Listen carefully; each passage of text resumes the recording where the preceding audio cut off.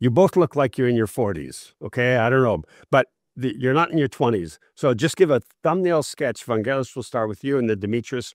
Thumbnail sketch of who you are. I started working as a software engineer. I loved software, and computers, since I was very young. You're a geek. Afterwards, I also did an MBA. I got a job with Dimitris, in Dimitris' first startup. And from that point on, I also did an MBA. Later on, I started leading a business unit, creating a software product back then. Yeah, we'll get to that. We'll get to the professional stuff in a second. Yeah. Are you from Athens? You grew up in Athens? Yeah. Born and raised. All right. Dimitris. So basically, I'm 47. I was born and raised just outside Athens in a little town as Proprigos. I studied computer science in the island of Crete. I launched my first company since I was 22, like final year student. And since then, I'm into this game. Okay. Well, Dimitris also, with Vangelis and others, have a platform called StarTech. We're going to talk about StarTech in another podcast, not today, although that's important to understand in the background. That's kind of like a venture studio, although not really, in my opinion. It's much more interesting. And so, Yodeck, all right? And I assume you the two co-founders of Yodeck? Yeah. Okay. So just give a thumbnail sketch. You meet somebody who knows nothing about it. What is Yodeck? So Yodeck is a platform that allows businesses to communicate with the audiences that matter most to them through the use of screens. We see screens in our everyday lives, in shops we visit, in the office spaces we work in. So Yodeck is the technology powering these kind of screens in order to deliver the message that the business wants to visitors of the venue. Okay, so I'm a sports arena, I'm a university, I'm a high school, I'm a business. I want to send information to all these screens, and you help me. You make it manage it easy, right, and effective. We add a piece of software to each screen or a piece of hardware, a media player, and essentially from a very simple to use dashboard, you can create plays with the content that you want. Got it. So now tell as much as you can tell the story by the numbers. I think the coolest numbers and progression and traction I can share is that we grew in 2020, we grew by 50%. 2021, we grew revenue by 60%. 2022, 68%, 2023, 63%, 2024, 65%. This is boring. It is. I don't know. I find it exciting personally. Of course, I'm being.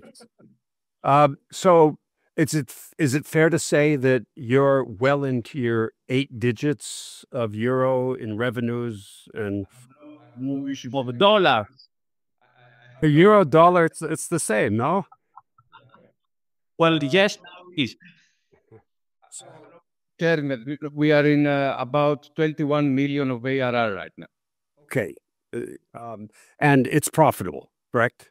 Very nice margins. Break even. Okay, so now I have to ask you this question. I'm going to ask it in a little provocative way, just because I have to keep my listeners, interested. And if I'm too nice, how the hell did you come up with this idea sitting in Athens, a bunch of engineers sitting around Athens, come up with an idea that can generate $20 million in profitable revenues with almost no venture capital? It's like a dream come true. How do you recognize this? I would never have imagined this could be a $20 million profitable 60% year growth. Oh my God, business. How? I couldn't agree with you more. We never saw this opportunity as that big, as that huge. So there was a mix. One mix was that we had a similar project back in 2007 with, Greece. The other thing is that Dimitris had co-founded also, 2 years back. We had saw, Talent LMS and Epignosis product, growing in a similar fashion that we did out of Greece. Which is going to be another podcast. Just remember that name, everybody. Go ahead. But, so we have seen someone, right next to us do it, right? Very important. Okay. And of course, there was, this thing, the financial crisis in Greece. We were neck deep, 2014, when we started working on Yodeck. And, there's a saying that says, hard times create strong men create bad times, good times create weak men, and etc. So we can add women to that too today. Yeah, you're right. But, that was essentially it. We created Yodeck just to make our salaries. We were 2 engineers back then. We never thought, this. So also, Dimitris, you should feel free to chime in. How did you see that, okay, this project could be a product that's big? What were the signals that this is, oh my God, this can be huge? Because never forget that Greece went under a terrible economic crisis.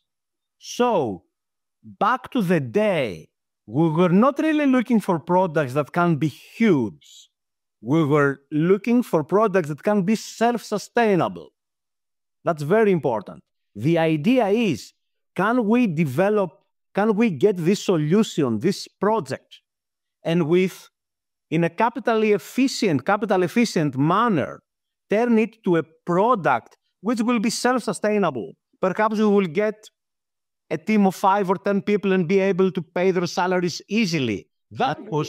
Now you're worrying me even more, like 4 engineers sitting in Greece, middle of the economic crisis, not even trying to grow a business, just with a project. It's getting worse and worse. So where did that turning point come? You say, oh my God, we're into something big. So, although I'm a pacifist. There is a very nice movie with the seeds of Stalingrad. And there is this new officer coming in, replacing the old one, and he tells his comrades, in order to fight, you need hope. Only hope drives you fight. The emotions were very similar in Greece in 2013, 2014. At the point we had our first customer, our belief, our determination increased by 10 times. At the point we had 10 customers, our determination increased by 100 times. So hope, it's very important. This first paying customer, which thanks to Vangelis' amazing leadership, came very early. Everything happened extremely efficient. It's a definition of a lean startup, with very little funding. I don't know, Vangelis, if you've done the calculation, but I believe that from the time that we said, let's go for it, until the first paying customer, perhaps it was $150,000 at most. Something like that. So of investment. Yes. Oh, okay.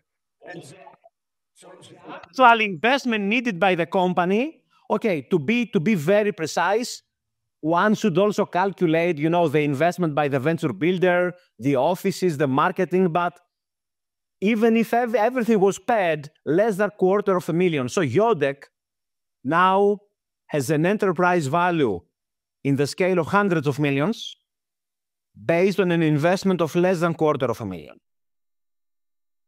So you're trying to get the venture capitalists out of business. Hope is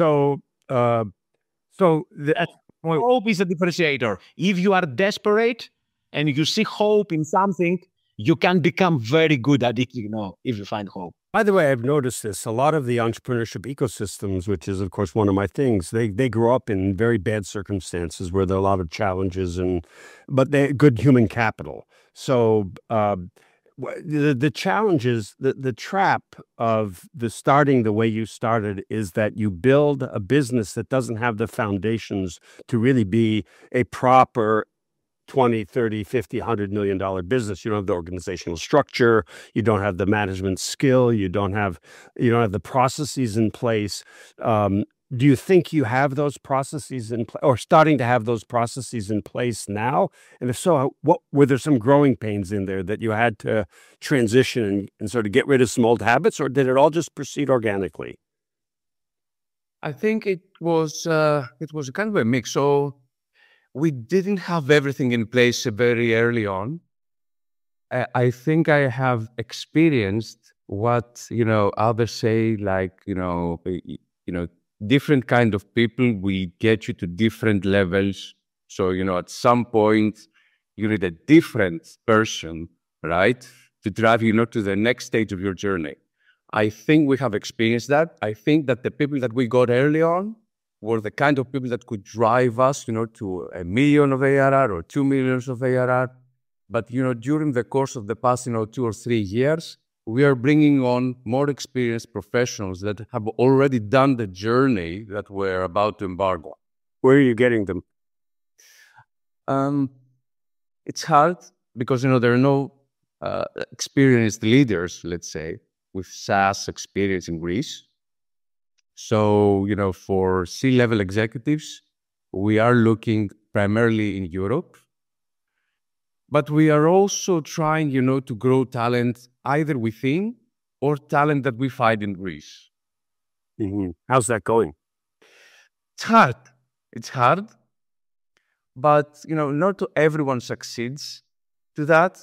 But I think, it's a viable way forward. Bringing for the really strategic roles, bringing talent from abroad. For, let's say, director level roles, let's get, the talent from Greece to be close to the core team. Because I don't know if we mentioned that, almost all of the team is based out of Greece. And so bringing, talent, Greek talent, and try to grow them. So talk about the Greek diaspora, which is huge, right? And very talented. Is that part of the equation in the talent search, or are you just agnostic? Not so much, not at all. So, our business model is completely high velocity, very small, contract values. So not so much, around networking, around, big enterprises, and deals like that. And concerning, the talent, I don't think we have used that. We do regular executive search projects. Now you do. Dimitris, you were trying to say something there. Yes, I was saying that exactly because of our business model. On the business side of things, we have limited, although we know many people from the diaspora and we would love to connect more, so far it has not really, the opportunities were not there. More on the investment front, although finally we only raise growth equity later, but so far we have not basically used the diaspora, but we are not against it. It just did not happen because of the business model. Right. No, that's not a part of the business model, right? If it is, it is. If it isn't, it isn't. Exactly. And what are there challenges in bringing in, let's say, a C-level person from the UK or from the United States for this Greek company far away? Of course, but not so much, if I may say, and Vangelis, please elaborate, not so much because of that we are Greek, but the time zone difference. So we're talking about a team. Our customers' footprint is global. Most of our customers are in North America, but 90% plus of our team is in Athens. So we did have difficulties sometimes, although we overcome them. But if you have somebody isolated in Boston or even worse in the West Coast, being with 10 hours of difference time zone, it's not so easy. We make it happen. It's just a little bit difficult. What about relocating people from to your time zone? Is that something that's have you discussed that? Do you have any examples of that yet? Because I think in Greece, it is far away, but it also has a certain attractiveness, I think, at least to me. Yeah, for everyone. I think, all of the candidates that we talk with for all, senior roles, like the fact that they will be engaging, with a current company. But relocation is hard, for experienced people, perhaps, in their mid-40s or, 50s, it's hard to relocate. We try to incentivize them, but most of them, are not that, keen to do that. Let's talk about, the human platform. We look at things in terms of 3 C's: customers, capacity, cash.